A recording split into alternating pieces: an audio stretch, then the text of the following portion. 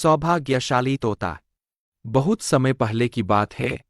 एक छोटे से गांव के पास एक सुंदर जंगल था। उस जंगल में तरह तरह के पक्षी और जानवर रहते थे।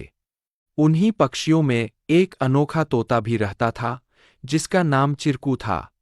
चिरकू को लोग सौभाग्यशाली तोता के नाम से जानते थे, क्योंकि जहां भी वह जाता, वहां कोई न कोई चमत्कार हो जाता या किसी की किस्मत बदल जाती। गांव के लोग मानते थे कि अगर चिरकू उनके घर आ जाए तो उनके जीवन में सुख और समृद्धि आ जाती है। चिरकू हमेशा खुश रहता और अपनी मधुर आवाज में गाने गाता। लोग उसे फल और अनाज खिलाते और उसकी भलाई की कामना करते थे। चिरकू भी गांव के लोगों से बहुत प्यार करता था और जहां भी जाता, खुशियां बांटता। एक दिन गांव में एक गरीब किसान, जिसका नाम रघु था, बहुत परेशान था। उसकी फसलें बर्बाद हो गई थीं और उसके पास खाने को भी कुछ नहीं था। वह दिनरात मेहनत करता, लेकिन किस्मत उसका साथ नहीं दे रही थी। एक दिन रघु ने गांव के लोगों से चिरकू के बारे में सुना और सोचा कि शायद यह सौभाग्यशाली तोता उसकी भी मदद कर सकता है। रघु ने तय किया कि वह चिरकू से मिलकर अपनी किस्मत बदलने की विनती करेगा। अगले दिन वह जंगल की ओर चल पड़ा और चिरकू को खोजने लगा। बहुत ढूंढने के बाद उसे चिरकू एक पेड़ की डाल पर बैठे हुए मिला। रघु ने बड़े ही आदर के साथ कहा। चिरकू ने रघु की बातें ध्यान से सुनी और उसकी आंखों में दया उमड़ आई।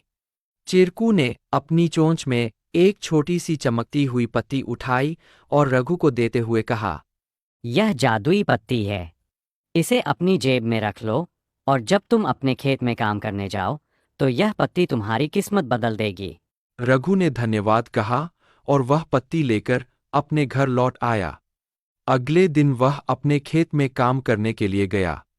जैसे ही उसने खेत में जुताई शुरू की, अचानक से बारिश होने लगी। उसकी सूखी जमीन हरी भरी हो गई और थोड़े ही समय में उसकी फसलें लहलहा उठीं। रघु की मेहनत सफल हुई और उसकी किस्मत सच में बदल गई। अब रघु के पास भरपूर अनाज था और वह फिर से खुशहाल जीवन जीने लगा। उसने गांव के लोगों को चिरकू की बुद्धिमानी और उसके द्वारा दी गई जादुई पत्ती के बारे में बताया। सभी लोग चिरकू की प्रशंसा करने लगे और उसे और भी अधिक प्यार देने लगे। लेकिन चिरकू ने रघु को एक बात कही थी। याद रखना, यह पत्ती सिर्फ तुम्हारी मेहनत का साथ देगी। अगर तुम मेहनत करना छोड़ दोगे तो यह भी अपना जादू खो देगी। रघु ने चिरकू की बात समझ ली और कड़ी मेहनत जारी रखी। धीरे धीरे उसकी स्थिति पहले से बहुत बेहतर हो गई। वह गांव के सबसे सफल किसानों में से एक बन गया, लेकिन उसने कभी यह नहीं भूला कि उसकी सफलता में चिरकू और उसकी मेहनत का कितना बड़ा हाथ था। कहानी से सीख। इस कहानी से हमें यह सीख मिलती है कि किस्मत भी उन्हीं का साथ देती है जो खुद मेहनत करते हैं। सौभाग्य और अवसर